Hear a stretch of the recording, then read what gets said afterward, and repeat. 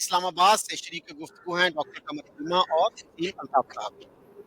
آج میں نے کسی انڈین پینلسٹ کو نہیں بلایا تاکہ ہم آپس میں آنےسٹ اور فرینک گفتگو کر سکیں اور کوئی بہتری کا راستہ سوچ سکیں، کوئی انٹروسپیکشن کی گنجائش نکال سکیں۔ تو چیمہ صاحب، اگر اب میں آپ سے شروع کروں کہ ہمارے تعلقات جو ہیں انڈیا کے ساتھ کیوں اچھے نہیں رہے؟ کبھی وہ خراب ہوتے ہیں، کبھی خراب تر ہوتے ہیں، اچھے نہیں ہوتے۔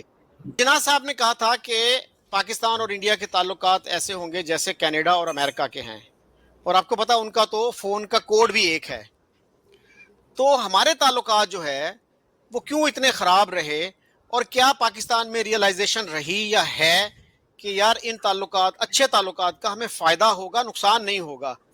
یا کچھ لوگوں کا یہ خیال تھا کہ جی دو قومی نظریہ جو ہے نا وہ ایک رکاوٹ ہے، کہ اگر یہ دو کمیونٹیز آرام سے نہیں رہ سکتی تو دو ملک جو ہیں اس نظریے پر جو بیسڈ ہیں وہ کیسے اکٹھے رہ سکتے ہیں اور آرام سے رہ سکتے ہیں؟ بہت شکریہ شکیل چور صاحب، and great to be with Waseem Altaf بھائی۔ دیکھیں، میں ذاتی طور پہ یہ سمجھتا ہوں کہ بھارت اور پاکستان کو ایک ہی مسئلہ لاحق ہے اس وقت۔ وہ کیا ہے کہ ہم نے پچھلے کچھ دہائیوں پہ مذہب کا استعمال اتنا زیادہ کیا اسٹیٹ کرافٹ کے اندر کہ ہماری جو پالیسی تھی آن بھارت وہ بہت زیادہ متاثر ہوئی۔ اگر حکومت پاکستان جو ہے وہ کچھ کرنا بھی چاہتی تھی تو دائیں بازو کے یہ جو رائٹ ونگ اسلامسٹ گروپس ہیں وہ سامنے آ جاتے تھے، اور کشمیر اور فلسطین کے ایشو کو جوڑ دیا جاتا تھا، اور کشمیر کے حوالے سے پھر جنگیں اور بہت کچھ رہا۔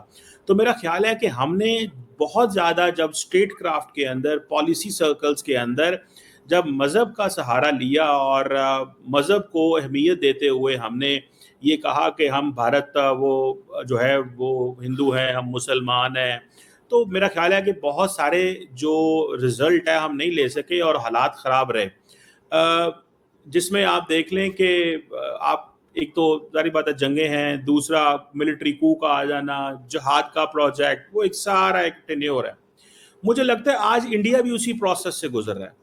آج انڈیا بھی بہت زیادہ مذہب کا سہارا لے رہا ہے اپنی فارن پالیسی کے اندر، اپنی اسٹیٹ کرافٹ کے اندر، تو وہ وہاں پہ بھی جو ریلیشنز ہیں ان کے ساتھ معاملہ کرنا چاہیے، ان کو بہتر کرنے کی کوشش کرنی چاہیے۔ تو آپ کیا کہتے ہیں؟ میں آپ کی بات سے بالکل ایگری کرتا ہوں کہ چیمہ صاحب نے کہا کہ ہم تو ابھی کچھ عرصے سے، کچھ سالوں سے ہم نے ریلیجن کا استعمال شروع کیا، لیکن ایسا نہیں ہے۔ پاکستان جب وجود میں آیا، بلکہ وجود میں آنے سے پہلے ہی ریلیجن کا استعمال شروع ہو گیا تھا۔ پاکستان کا مطلب کیا؟ لا الہ الا اللہ۔ پھر اس کے بعد قائد اعظم نے یہ بھی کہا کہ جو ڈرائیونگ فورس ہوگی اس ریاست کو چلانے کی وہ اسلام ہوگا، اور جو کانسٹیٹیوشن ہے وہ 1400 سال پہلے ہمیں مل چکا ہے۔ اور پھر انہوں نے 14 نکات دیے جس میں انہوں نے ان لوگوں کو جو کہ اس خطے میں رہتے تھے اور ہزاروں سال سے رہ رہے تھے، ان کو انہوں نے ایک طریقے سے اپنے سے علیحدہ کر دیا۔ انہوں نے گروپس تھے وہ اسٹیٹ کو مینیپولیٹ کرتے رہے۔ Many people would argue it is the other way round, کہ اسٹیٹ جو ہے وہ ان کو یوز کرتی رہی، مینیپولیٹ کرتی رہی۔ جیش محمد دیکھ لیں، لشکر طیبہ دیکھ لیں۔ مطلب پاکستانیوں کو شاید آپ کنونس کر سکتے ہیں، لیکن انٹرنیشنل کمیونٹی جو ساؤتھ ایشیا کو واچ کرتے ہیں لوگ، امریکہ میں، یورپ میں، آسٹریلیا میں، وہ آپ کو یہی بتائیں گے کہ جی state has been using these extremist groups. اور آپ کو پتا ہے ایک مظاہرہ تھا ہمارا ادھر فیض آباد پہ، تو ہمارے ایک ملٹری آفیسر پہنچ گئے تھے وہاں پیسے بانٹ رہے ہیں ایکسٹریمسٹ لوگوں کے درمیان۔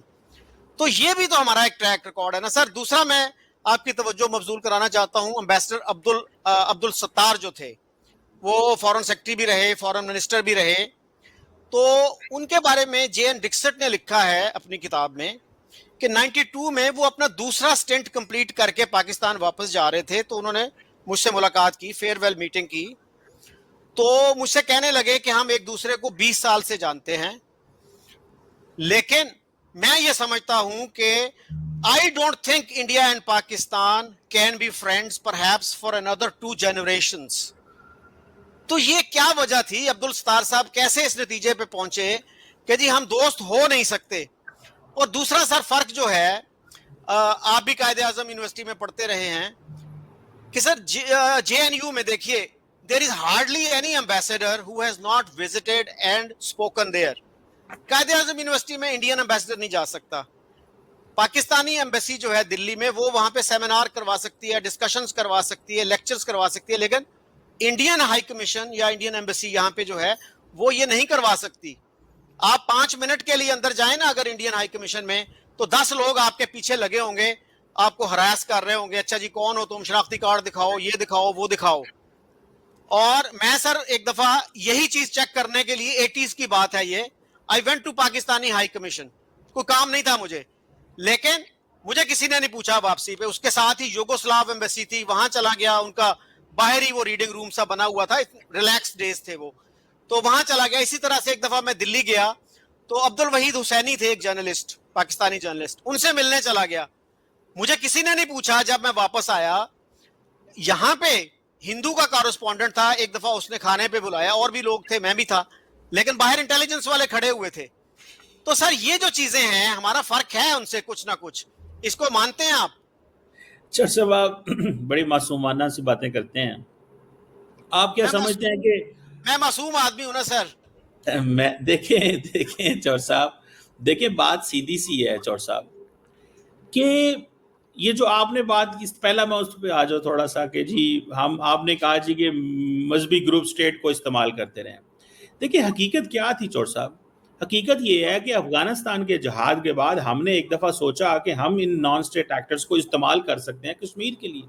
ये हकीकत है, मतलब ये इसको ना मैं अंडू कर सकता हूँ ना आप कर सकते हैं, हमारे तो इससे पहले ही सारा कुछ हो गया हुआ एक बार।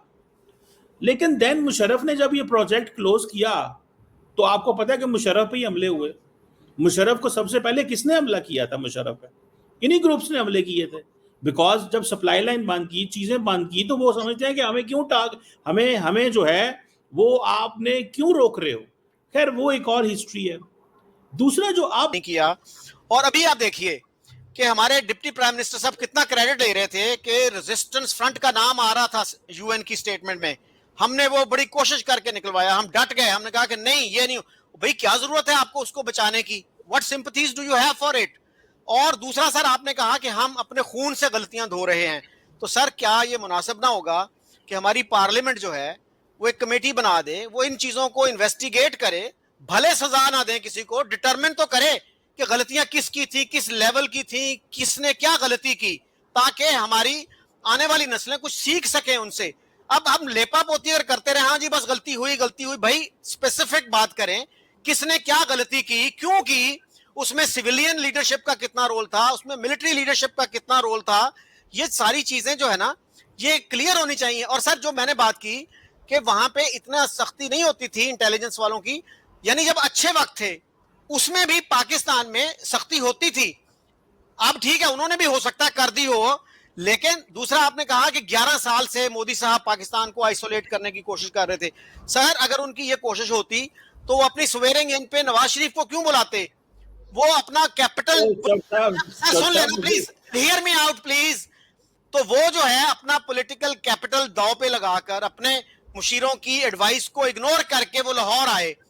मनमोहन सिंह की हमने कितनी मेहनतें की, वो नहीं आए, उनको पता था कि अपोजिशन जो है उसको एक्सप्लॉइट करेगी, लेकिन मोदी जी आए लाहौर, और फिर देख लीजिए हमने उनको क्या, उसको रिटर्न क्या दिया, क्या तोहफा दिया उनको जी। तो सर कैपिटल जो था वो नरेंद्र मोदी का ज्यादा स्टेक पे था, इसलिए कि उस पार्टी की रेपुटेशन क्या थी और किस तरह के वाकयात वहां हो चुके थे। और जहां तक सर बीएलए का ताल्लुक है, देखिए हम क्या कहते हैं इंडिया को कि पहलगाम की उसने कोई एविडेंस नहीं दी, और साथ ही दूसरे सांस में कहते हैं ओ ये जी ये तो फॉल्स फ्लैग ऑपरेशन था। ये हमारे सारे जर्नलिस्ट, इवन नजम सेठी साहब भी शामिल हो गए हैं उस कोरस में कि वो भी कह रहे हैं जी फॉल्स फ्लैग ऑपरेशन है। तो सर आपके पास क्या एविडेंस है फॉल्स फ्लैग की? और आपने कौन से डॉसिए दिए हैं इंटरनेशनल कम्युनिटी को, और इंटरनेशनल कम्युनिटी ने क्या रिस्पांस दिया उसको? और सर मुंबई पे तो डॉसिए दिए थे ना इंडिया ने, उस पे क्या रिएक्शन था आपका? और उसको तो नजम सेठी भी मानता है कि वो पाकिस्तान से गया था जो अजमल कसाब था। आज तक हमारी स्टेट जो है वो डिनायल में है। आपने जो आप हमसे जुड़ा रहना चाहते हैं तो कृपया वीडियो को लाइक कीजिए, शेयर कीजिए और सब्सक्राइब कीजिए। धन्यवाद।